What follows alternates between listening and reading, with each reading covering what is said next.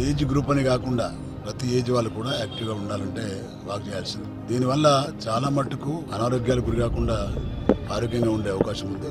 మరి నేను Nizamabad parliamentary constituency నుంచి బీఆర్ఎస్ పార్టీ పార్లమెంటు అభ్యర్థి పోటీ చేసిన సందర్భంలో మరి మేమందరం కూడా ఇక్కడ ఉన్నటువంటి వాకర్స్ ఒకసారి కలిసిపోవాలనే ఉద్దేశంతో రావడం జరిగింది.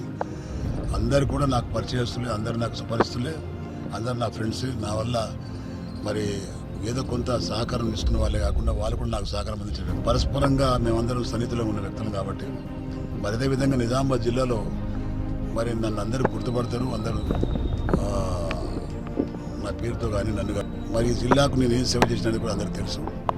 ఎప్పుడు కూడా ప్రజల మధ్యలో ప్రజల్లో ఉండే వ్యక్తి నేను. గౌరవ కేసీఆర్ గారు మరి అన్ని ఆలోచించి నన్ను అభ్యర్థిగా పెట్టడం నా అదృష్టంగా భావిస్తున్నా.